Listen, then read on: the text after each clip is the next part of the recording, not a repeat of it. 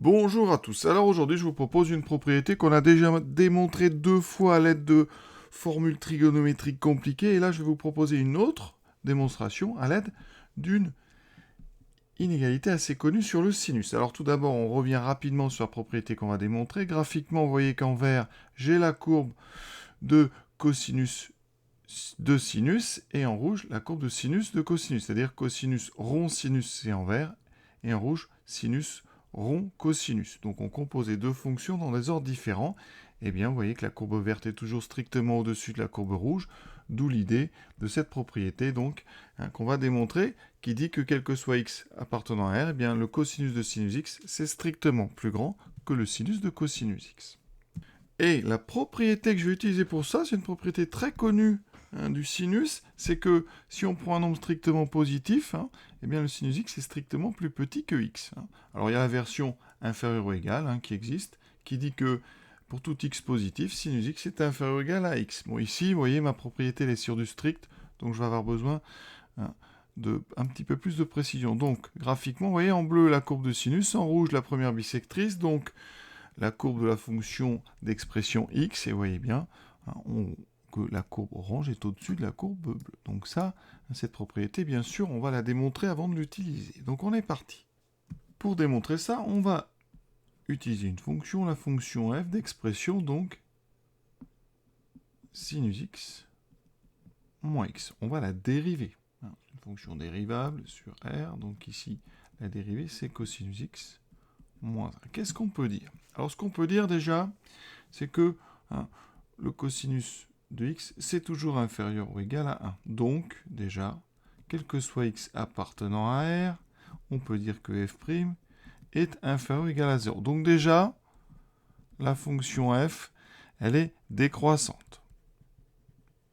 Alors nous, ici, on va avoir besoin de stricte décroissance, parce que j'ai une inégalité ici qui est stricte. Alors on va chercher quand est-ce que cette dérivée s'annule. Alors, cosinus x égale 1, ça équivaut à x est égal donc à un nombre qui s'écrit sous la forme de 2 capi, avec k appartenant à z. Le cosinus, vous vous rappelez, c'est l'abscisse. Quand on place le réel donc, sur le cercle, c'est quand on tombe à droite ici, donc sur des multiples de 2pi. Ça veut dire quoi? Que votre dérivée s'annule, effectivement, une infinité de fois, mais sur des points qu'on dit isolés. Et donc, eh bien, quand une dérivée comme ça est négative et ne s'annule qu'en des points isolés, même une infinité, la fonction est quand même strictement décroissante.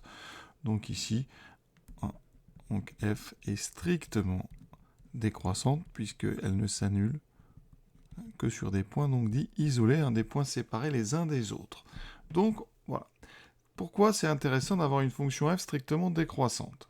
Parce que puisqu'elle est strictement décroissante, ça veut dire qu'elle va inverser l'ordre. Donc, quel que soit x strictement positif, puisqu'on a inversion de l'ordre, f de x va être strictement plus petit que f de 0. Or, f de 0, c'est 0. D'accord? F de 0 est égal à 0. Sinus 0, ça fait 0. Donc ici, qu'est-ce que j'ai? J'ai sinus x moins x, qui est donc strictement négatif. Et donc, pour tout x positif strictement, sinus x est donc strictement plus petit que x. Et donc, la propriété, vous voyez, elle est démontrée. Alors, si on veut juste la propriété inférieure ou égale, c'est un petit peu plus rapide. On a juste besoin de f décroissante sur R. Et dans ce cas-là, eh bien, on dit que pour tout x supérieur ou égal à 0, f inversant l'ordre, f de x sera donc inférieur ou égal à 0, et donc sinus x sera inférieur ou égal à x. Donc voilà notre propriété démontrée. Et on va commencer à travailler déjà donc sur un intervalle un petit peu réduit. Je vais travailler sur 0 puis sur 2. Et petit à petit, vous voyez, on va agrandir notre domaine. Donc on va démontrer la propriété sur cet intervalle. Comment on fait? Vous allez voir, c'est assez astucieux, ça utilise la propriété que j'ai encadrée là en jaune.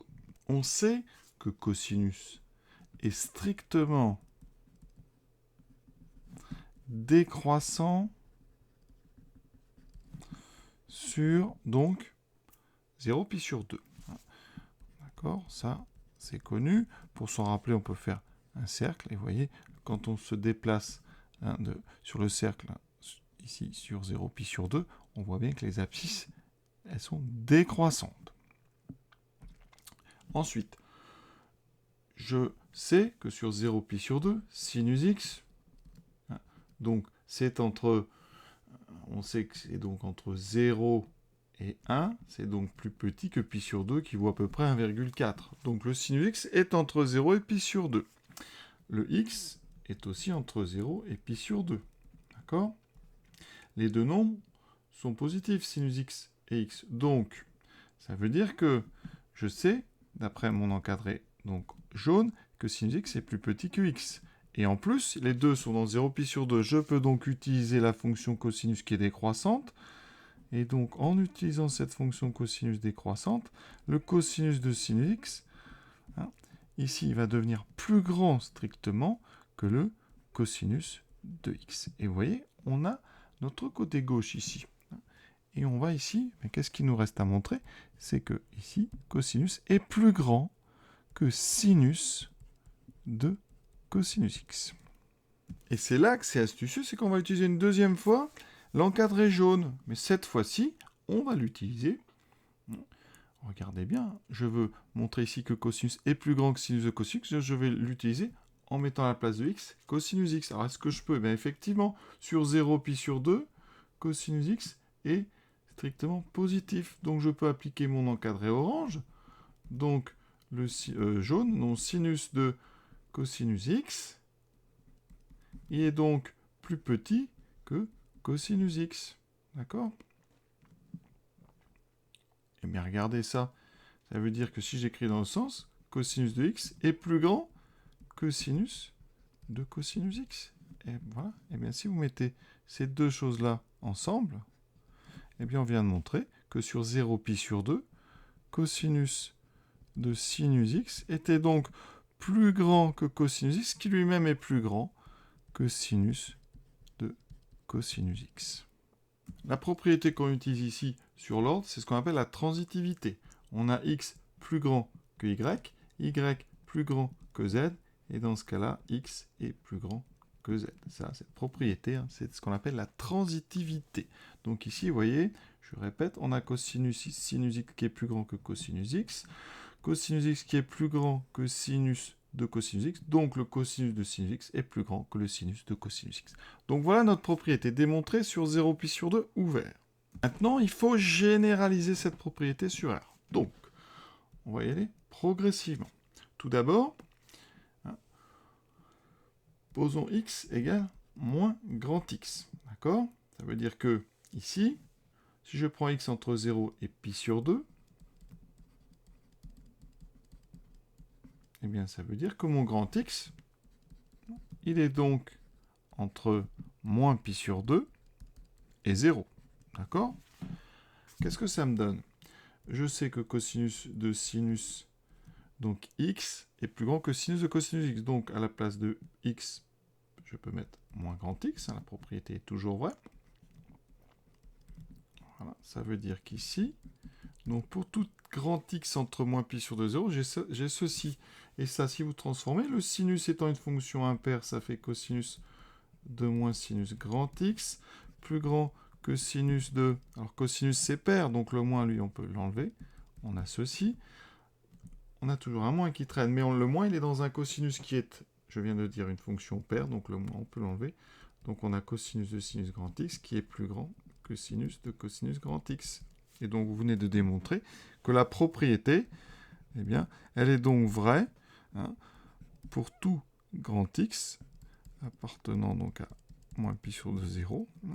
On a bien donc cos de sinus grand x qui est bien plus grand que sinus de cosinus grand x. Donc on a la propriété qui est vraie sur 0 pi sur 2, ouvert, et sur moins pi sur 2, 0. Maintenant, on va regarder ce qui se passe sur d'autres intervalles. Et pour ça, je vais utiliser une autre transformation. On s'occupera de 0 après, ça c'est facile. Moi, je vais essayer de passer sur des intervalles du type donc, de pi sur 2 à 3 pi sur 2. Donc, je vais poser un autre changement. Je vais poser x égale pi moins grand x. D'accord? Si x appartient à 0 pi sur 2, eh bien ça voudra dire que grand x appartient, vous voyez, à donc en faisant pi moins x, c'est donc de pi sur 2 à pi. D'accord? Ensuite, vous remarquez que si x est entre moins pi sur 2 et 0, ça sera équivalent à grand X appartenant à... Donc on va donc faire pi moins pi sur 2 et pi moins 0. Donc je vais passer entre pi et 3pi sur 2. Oui, donc j'aurais démontré ça sur le quart supérieur droit, le quart inférieur droit, le quart supérieur gauche, le quart inférieur gauche. Je montrerai ensuite que c'est vrai sur les 4 points isolés là. Et après, par périodicité, on généralisera sur R. Donc, en remplaçant petit x par pi moins x, je sais que cosinus de sinus pi moins x, c'est plus grand que sinus de cosinus pi moins x. Les formules des angles associés me disent donc que dans ce cas-là, cosinus de... Alors, sinus pi moins x, c'est sinus x. D'accord? Et sinus de cosinus pi moins x, par contre, c'est moins cosinus x. Pour ça, petit dessin. Si vous mettez grand X ici, pi moins grand X est ici. D'accord? Et donc, en termes de sinus, on a les mêmes, mais les cosinus sont opposés. Donc, il y a ce moins ici qui traîne. Je vous rappelle donc que notre grand X, il appartient donc à pi sur 2 pi, ou X appartient, on l'a dit, à pi 3pi sur 2. Ça veut dire que, tout d'abord, le cosinus de grand X est donc non nul. Cosinus de grand X est donc différent de 0. Ça veut dire que le sinus donc, de cosinus de grand X est donc aussi différent de 0. Ça, je vais en avoir besoin pour garder ici une inégalité stricte. Vous allez voir. Alors, sinus de moins cosinus x. Le moins va sortir, puisque la fonction sinus est impaire. Donc, je mets le moins ici. Vous remarquez, je vous ai dit, on est pour grand X, entre pi sur 2 et pi, ou pi et 3pi sur 2. Donc, j'ai un cosinus négatif. Donc, ici, j'ai le sinus d'un angle, d'un réel négatif. J'ai donc un nombre négatif, je multiplie par, ici, moins. C'est donc ici un nombre qui est strictement positif. D'accord? Ce nombre strictement positif, il est donc forcément strictement plus grand que sinus de cosinus grand X, qui lui est strictement négatif. Et donc, vous voyez, je viens de montrer la propriété pour donc, tous nos nombres entre pi sur 2 et pi et 3pi sur 2. Maintenant, je regarde ce qui se passe donc en 0, en pi sur 2, en moins pi sur 2, en 3pi sur 2. C'est simple, vous remplacez dedans. Donc en 0, donc pour x égale 0, on regarde, cosinus de sinus 0. Alors je vais doucement, mais ça, on peut faire ça très vite. Ça fait cosinus 0. Donc, ça fait 1. Sinus de cosinus 0, ça fait donc sinus de 1. Et effectivement, sinus de 1, c'est plus petit que 1. Donc, c'est vrai pour x égale 0. Ensuite, on regarde pour x égale... On va faire pi sur 2. Le cosinus de sinus pi sur 2, ça fait cosinus donc de 0, ça fait 1. Et le sinus de cosinus pi sur 2, ça fait donc le sinus de 0, ça fait 0. Donc la propriété, elle est vraie pour 0, elle est vraie pour pi sur 2. Maintenant, on va regarder ce qui se passe en pi. Maintenant, on va regarder sur nos 4 points isolés. Donc pour x égale 0. Alors, cosinus de sinus 0, ça fait donc cosinus de 0, ça fait 1. Sinus de cos 0, ça fait sinus donc de 1. C'est donc, ça on le sait, plus petit que 1. D'accord? Vous savez, ici, que là on a donc le réel 0. Là on a pi sur 2. Pi sur 2, c'est à peu près 1,4. Donc, sinus de 1, votre angle 1, il est par ici. D'accord? Le réel correspond à 1. Donc, le sinus est plus petit que 1. Donc, la propriété est vraie pour x égale 0. Elle est vraie pour x égale... Alors, on va faire pi sur 2. On va faire dans l'ordre. Donc, cosinus de sinus pi sur 2, ça fait donc cosinus de 1. Cosinus de 1, vous voyez, on est à peu près là. Et le sinus de cosinus pi sur 2, ça fait donc le sinus de 0. Ça fait 0. Donc la propriété, elle est vraie. Cosinus 1, c'est positif, strictement. Ensuite, il nous reste à faire pour x égale donc pi. Pour x égale pi, cosinus de sinus pi, c'est donc cosinus de 0, ça fait 1.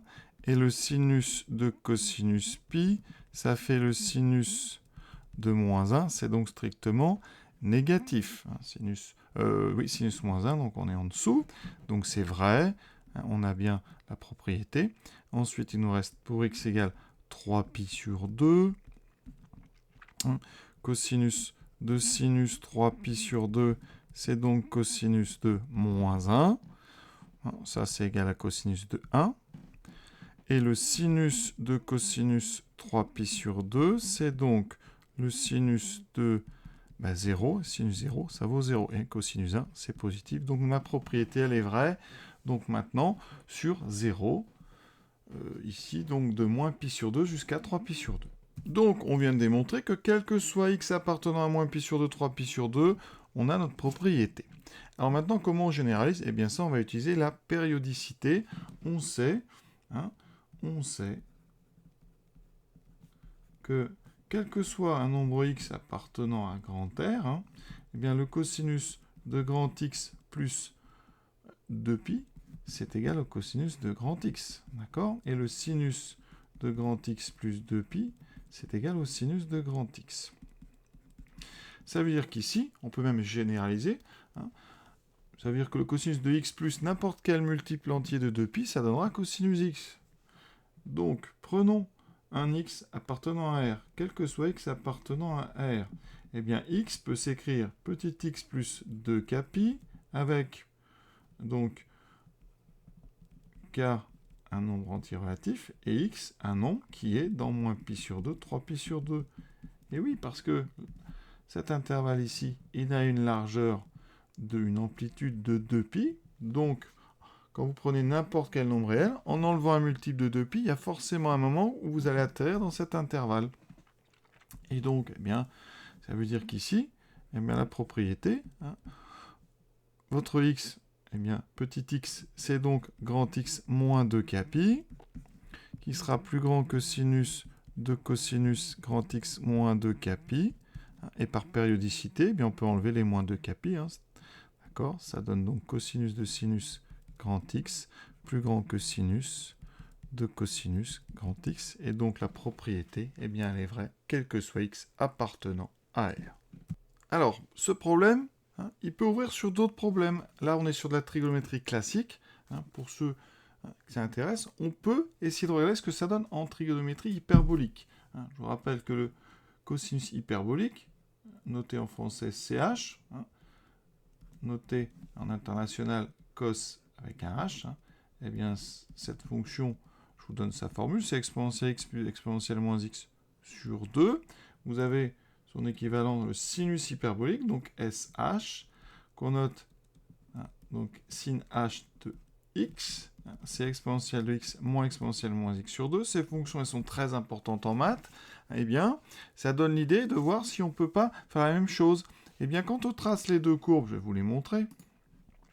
En bleu, c'est sinus hyperbolique de cosinus hyperbolique.